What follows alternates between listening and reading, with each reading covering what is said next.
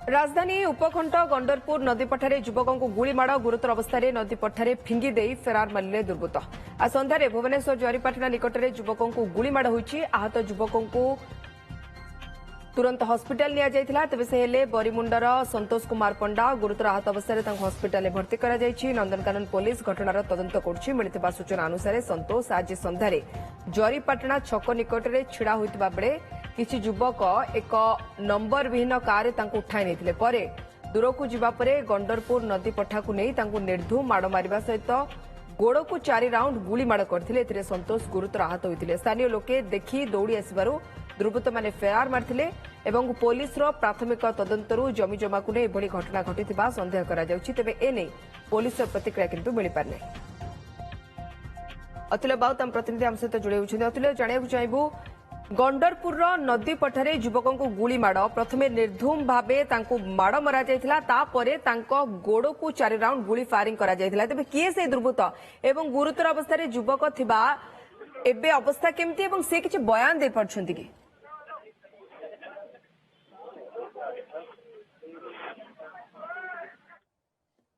बरीमुंड अंचल जहाँ बयस प्राय 48 से जहाँ सूचना मिलूँ एक संपर्क जमी बाड़ी मामला को नहीं एभली एक गंडगोल होता जो आक्रमण से शिकार होती।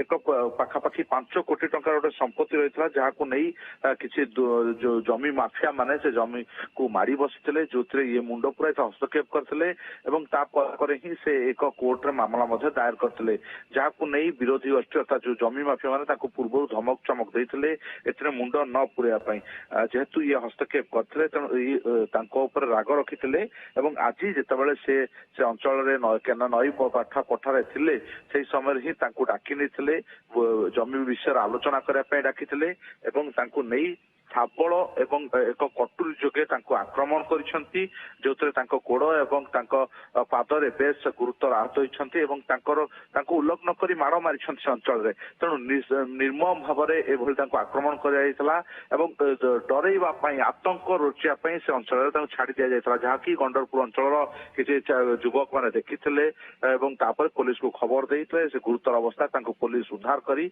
कटक एससीबी मेडिकल भर्ती करछि। तेणु प्राथमिक अवस्था बर्तमान चिकित्सा चली चिकित्सा पर पुलिस बयान रेकर्ड कर मां को पुलिस पचरा उचरा कर जो आक्रमण कर युवक थिले जानिବାକୁ चाहिए अतुल्य धरवा पुलिस तनाखना कौन एवं ये जमी जमा के संपर्कित ही गुलिकांड बोली कौन स्पष्ट होउछि कि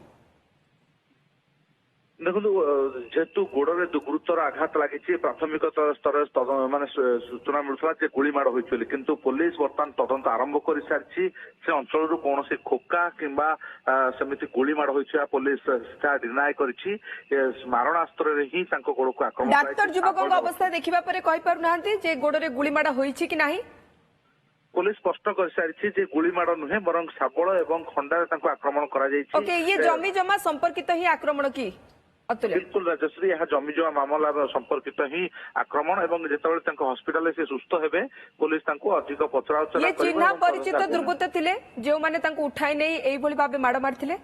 बिल्कुल कह जो चिन्ह परिचय जो जमी माफिया मान रही से सुपारी देथिले सुपारी दे किसी गुंडा को से हायर करथिले एवं से ही आक्रमण करिसेंती आक्रमण पछरे से जमी माफिया मान भड़ाटिया गुंडा थिले अतुल्य बा सुपारी दे कि गुंडा को अणा जाइथिला ए व्यक्ति जन को आक्रमण करबा पई तबे गुरुतर अवस्था हस्पिटाल भर्ती करा जायछि। आशा करिबु से शीघ्र सुस्थ होंतु। बहुत बहुत धन्यवाद अतुल्य आपनक सूचना पई। तबे राजधानी उपकंठ गंडरपुर नदी पठारे युवकों को गुरुतर अवस्था उद्धार करा जायछि एवं पुलिस स्पष्ट करिछि जे गुली माड़ होई नाही साबल रे एवं ठेंगा रे तांको विभत्स भावे आक्रमण करा जायछि जेउथि पई तांको अवस्था संगीन होई पड़छि।